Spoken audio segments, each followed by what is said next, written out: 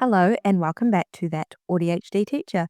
I'm Emily, an early childhood teacher, late diagnosed AuDHDer, and someone who's really interested in understanding why our brains sometimes respond to the world a little bit differently than we're told they should. So today we're talking about something that I came across fairly recently. I also talked about it in a previous podcast episode, just briefly.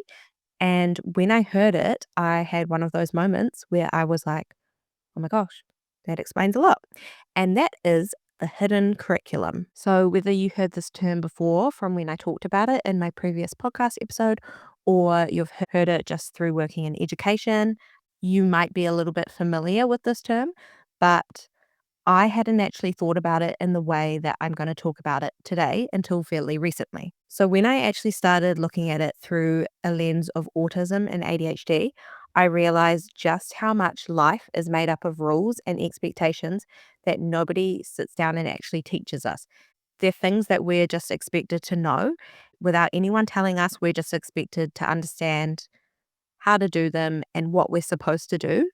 We are supposed to know how to behave, and we're expected to know what is appropriate in different situations. For some people, these things might be completely obvious, but what happens if they're not obvious to you? If you're anything like me, it just feels like everybody else around you seems to know the rules, but nobody's given you a rule book to follow. It's like you missed that day where everyone got the rule book. So that's what we're kind of discussing today.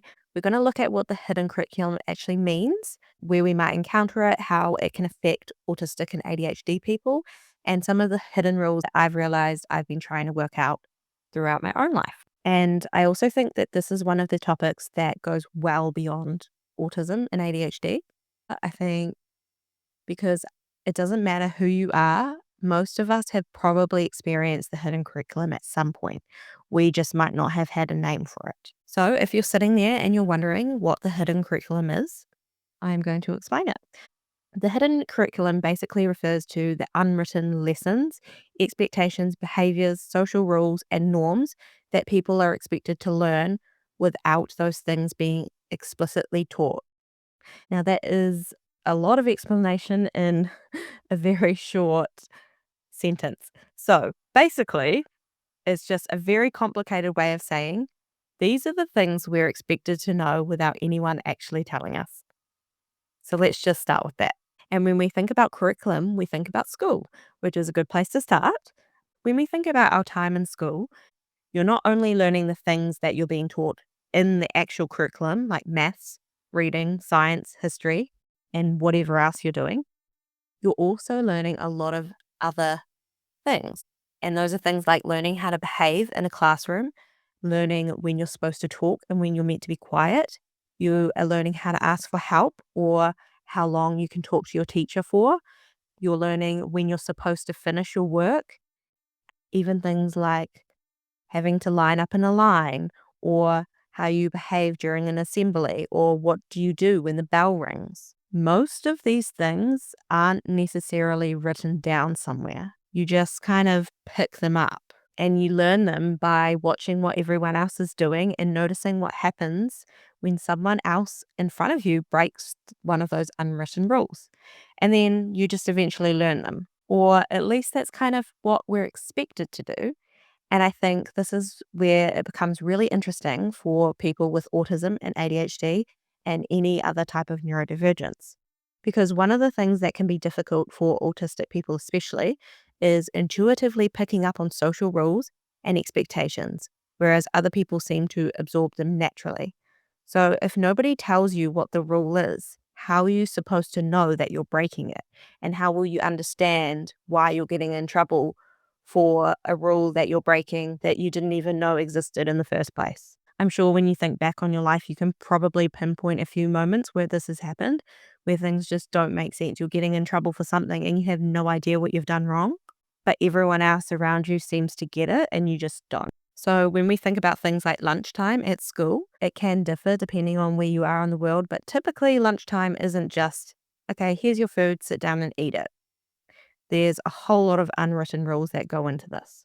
Firstly, you knew roughly where you were supposed to sit, and I got a shock going straight from a primary school into an intermediate high school, and I found it was completely different to primary school And I had to learn pretty fast that everyone had their own social groups and you had a specific spot you were meant to sit in.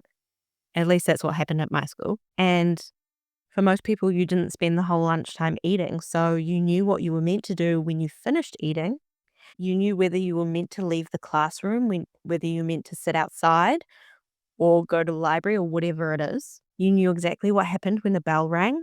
One thing that I always used to worry about in high school was because some of my friends and I were in different classes, I used to always worry every time the bell rang that I wouldn't be able to find my friends, especially because our school, we were not allowed phones. So it wasn't like I could just text someone.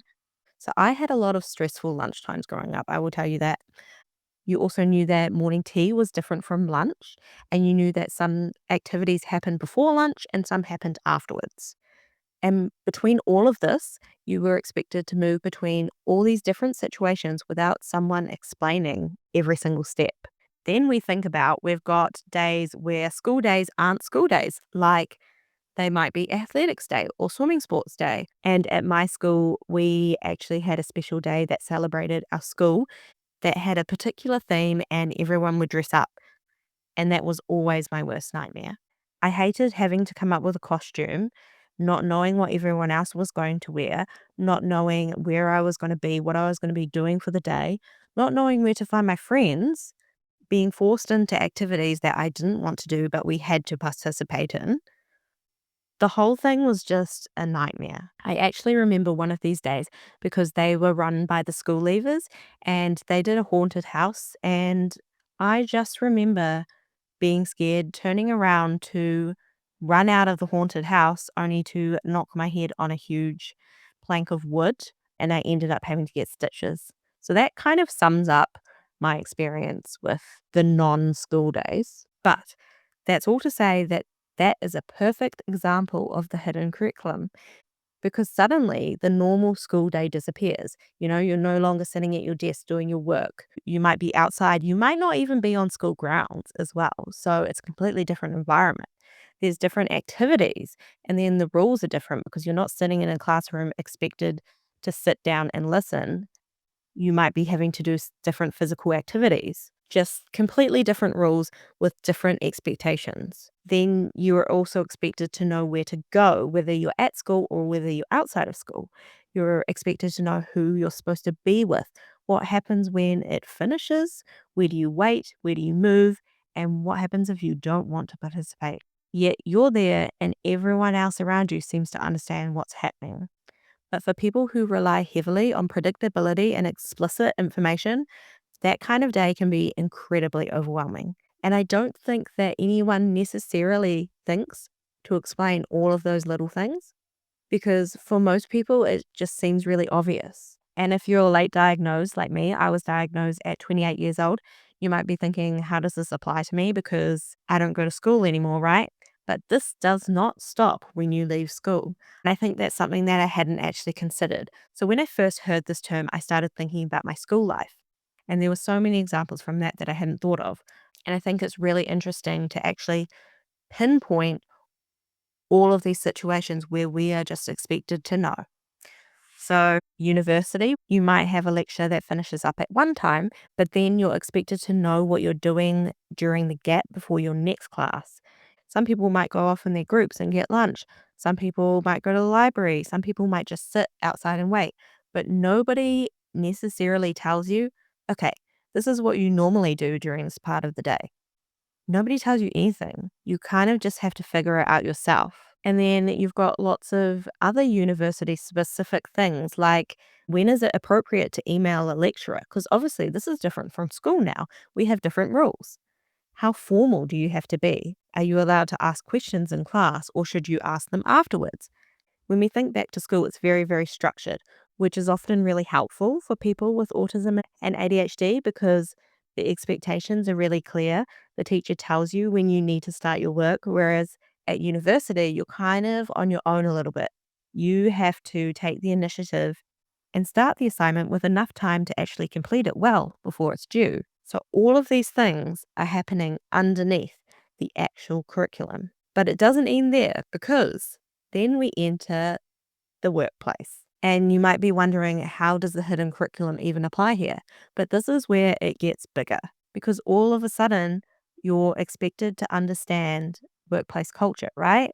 You're expected to know how to appropriately communicate with your manager or how often you should be checking your emails. I know that this is something that causes a big divide because there are a lot of people who have very good personal boundaries in place where they do not check any emails or any phone calls, texts after their working hours. But then there's some people like me who hates the thought of missing something. So I will check it at all hours. And then, at least for me, I felt a lot of pressure when I entered the workforce because I felt like I had to be so professional that I couldn't ever ask any questions because nobody tells you these things. And then it comes to lunch breaks. Like, when do you actually take your lunch break? And of course, this is different in different workplaces. I know if you're in like an office job, you might have a lunch break at the same time every day and it might work perfectly for you. But for someone like me, when I was teaching on the floor, my lunch break would be different time every day. And sometimes it wouldn't necessarily be set times because we just kind of had to be flexible and we would have to navigate communicating with the person who was before us when we were actually able to go on our break. There's a whole another lot of social expectations we're expected to navigate. And then when we think outside of work, where there are work events, and that comes with a whole lot of different rules as well. Like, I remember having to do family evenings in my first year of teaching, and I had no idea how I was expected to behave because I was still the teacher and I still had to be professional, but we were outside of our working day. And when some of the parents would talk to us and talk to us very casually, it then became really confusing for someone like me to know how to actually navigate that situation. But then you might have people who casually ask you out to drinks after work. I'll admit this has never happened to me because I work with very small teams often. And typically, those teams have been a lot older than me. So I haven't really been in any big workplaces or had many friends at work either. So that's also been something I found quite challenging, just seeing the different workplaces and seeing dynamics. And then there's all the different expectations around starting and finishing times. Like, if your workday ends at 5, but everyone else in the office stays till 5:15, when are you supposed to leave? Do you leave at 5 or do you wait with everyone else? And then if you decide to wait, what do you actually do in that time? Are you meant to say goodbye to everyone? Are you meant to wait for them to walk out? I know that it might sound really ridiculous for me to say these things out loud, but these are real examples of the kinds of unwritten expectations that exist everywhere in every day. And if you're someone who doesn't naturally pick up on these expectations, you might spend an enormous amount of energy trying to work them out.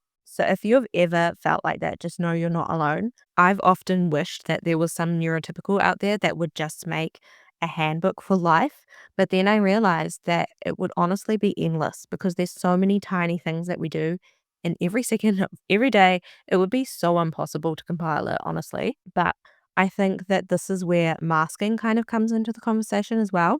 Because if you don't automatically understand the social expectations, you start watching other people, and that's kind of how you pick up on what other people are doing, how they're talking, and then you sort of start to learn the patterns of other people. So then you copy them, and then you sort of build your own internal rule book. And over years, you become really, really good at doing that. But it doesn't mean that it's easy. It just means that you've become really, really good at consciously monitoring something that other people seem to do automatically, right? From the outside, someone might look like they're navigating the situation perfectly. You know, they seem really confident and comfortable, and they seem to know exactly what they're doing. But internally, they might be working really, really hard. And that's definitely something that I relate to because there's definitely been situations where I didn't know what I was supposed to do. And I literally learned the so called rules by watching everybody and learning the pattern, but that doesn't intuitively mean I knew the rule in the first place. And it doesn't mean that I was confident and happy to do so. I kind of just did it because I felt like I had to, because that's what was expected of me, right? But this is where I think that the hidden curriculum becomes particularly interesting for those with AuDHD, because when you have the combination of ADHD and autism, sometimes those things create very different experiences and overlap in many complicated ways. If you are an AuDHDer, you will understand what I mean, because sometimes autism and ADHD can be total opposites. There are lots of similarities, but total opposites, right? So for me, my autistic side can really, really want to understand the expectations, because having that clear structure feels safe. But at the same time, my ADHD can make remembering all of the rules and keeping track of them, as well as switching between different expectations and consistently applying them, much, much harder. So I might understand the rule, but I struggle to follow it consistently, which just goes to show that knowing what you're supposed to do doesn't automatically mean that you're able to do it every time, but also knowing that there are a lot of different things that go into this as well. I think it's so complex. When we talk about AuDHD and I talk about things like this, there are actually so many different layers of the AuDHD experience that overlap here, and it's really impossible to bring all of it into one conversation, which is what I find really hard, which is why I'm kind of trying to build up a series and a library of different experiences. So it all makes perfect sense, right? And what I mean by that is, for example, if you have an email that needs replying to, you can know that you need to reply to the email, yet you might still forget. And that could be because of executive functioning, right? And that's something I talked about a couple episodes ago as well. So it's just showing how these things can all really overlap. Another thing to consider with the hidden curriculum is it's not always about rules, it's about expectations. I think there's a difference between rules and expectations, and we definitely have both in society. For example, there's an expectation that when we go to school, we will know how to make friends and we'll just go ahead and make friends, right? But nobody actually teaches you how to make a friend. There's just an expectation that you should know, right? Same with the expectation that you should know how to have a conversation with someone, but nobody gives you the clear structure of how long you should talk about yourself before asking the other person a question, for example. It's just an expectation for you to know and for you to automatically pick up on all of those different signals, like whether this person even wants us to talk to them, whether we should leave them alone. Just so many things that are really confusing. I know for some people, they might be like, how can you not pick up on those signals? They're super obvious, but they're not actually obvious to everyone. And all of those expectations are just things that we sort of slowly learn over time. But the difference is that some people have to consciously learn them, and it takes a lot of energy to do so. So I don't know if I'm explaining this very well at all, but if this is you, I know that you will understand. I think one of the biggest things when we're talking about the hidden curriculum and we think about somebody who doesn't understand it, doesn't understand the rules, doesn't understand the expectations, we can assume that they're choosing not to follow it. But choosing to and not understanding or not knowing are two different things here. I think society just expects us to know things without being told how to do them or what to do. And the example I always come back to with this is when I was studying to be a teacher and we would go out on our practicums, people would always tell me that the most important thing to do was to use your initiative. But I honestly could not for the life of me figure out what this meant, because unless somebody told me what I should be doing or how I should do something, then how would I know how to do it? For me, it was just like this impossible puzzle that I could never solve. And I would see other people being like, it's so easy, just take your initiative. And then it would look like I wasn't trying hard or I didn't want to do it.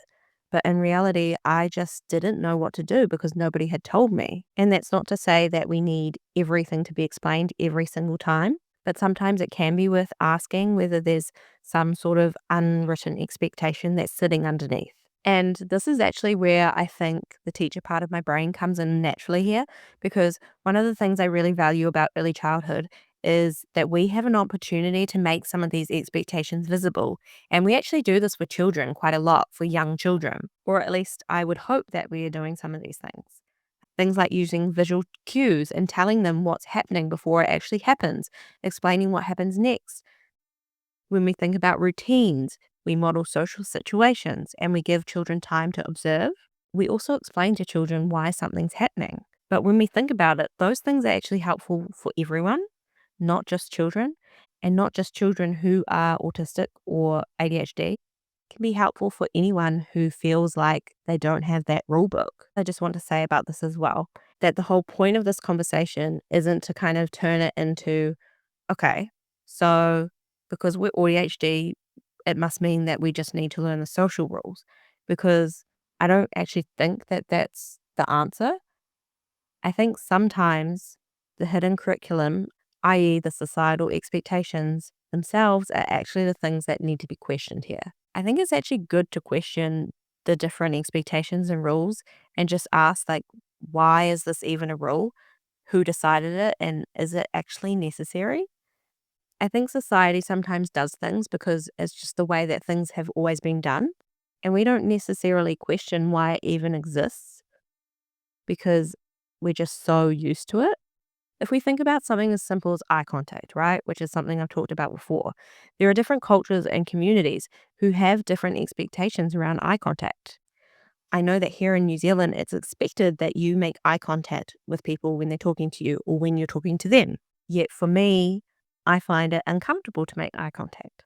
So when we think about autistic people who are really uncomfortable with eye contact, but they've been taught that they have to do it so that they can appear polite. So instead of having one blanket rule that says you need to make eye contact, maybe we should be teaching that different people show their attention in different ways.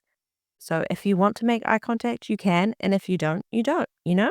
I just think that that would be a much more inclusive way to go forward. This was actually something I was listening to in an audiobook today by Sunny Jane Wise called We Are All Neurodiverse. Highly recommend, by the way. It's a fantastic book. So I was just listening this morning about different social expectations in different cultures and how the normal way of doing things is just because the majority of people in society do it.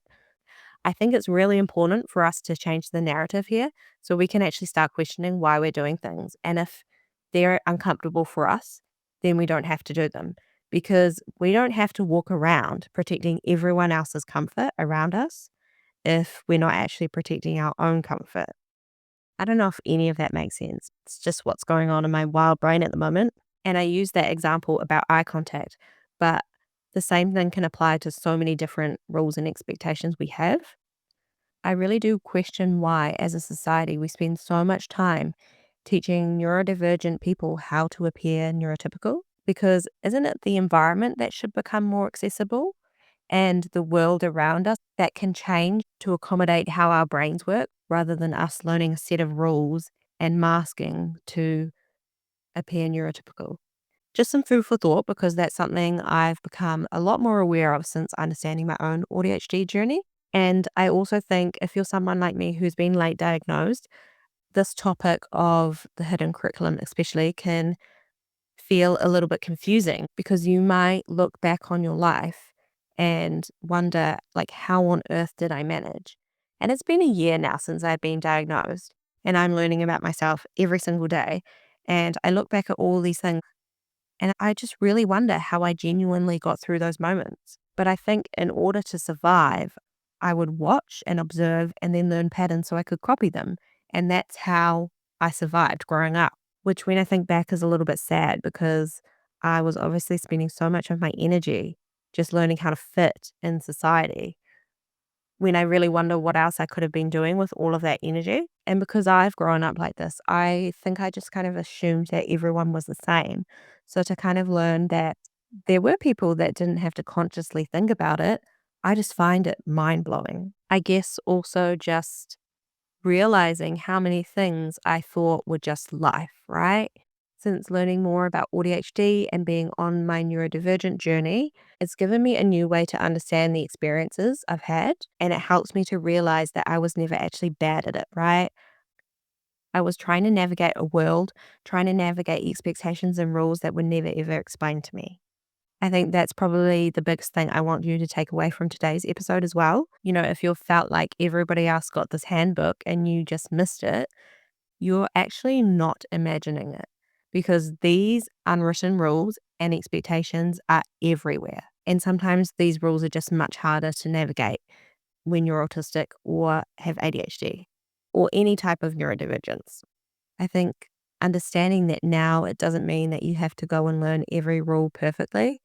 You can even decide that that rule doesn't even need to be followed. If it doesn't serve you and it doesn't work for you, or you're not able to find support around it, then that's really important too. Because I don't think that we need to make ourselves fit into the world. I think it's more about understanding what you need and trying to figure out which rules and expectations are really helpful and which ones really don't serve you. So before we finish today, I just want to give you a little thought, as always, something to think about. So thinking about a situation in your life where everyone else seems to know what's going on, but you just feel like you don't. Can be anything from work, friendships, social media, just anything, right? And then thinking about, what actually is the unwritten rule here? Has anyone actually taught me that rule? And if your answer to that is no, maybe that's some good evidence for yourself that you're not actually bad at it. Maybe someone needs to explain it. Or maybe it's just not important and you don't need to worry about it. I think sometimes it's just good to stop and reflect and question the sort of things we're expecting from ourselves.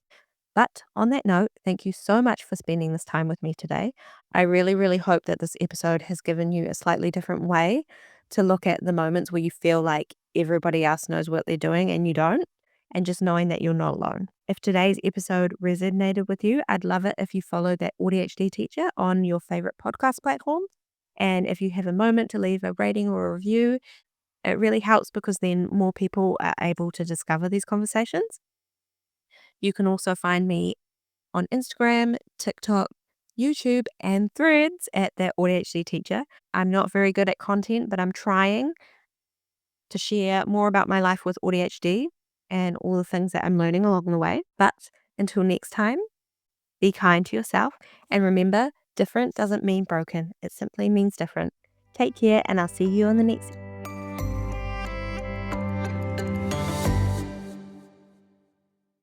episode.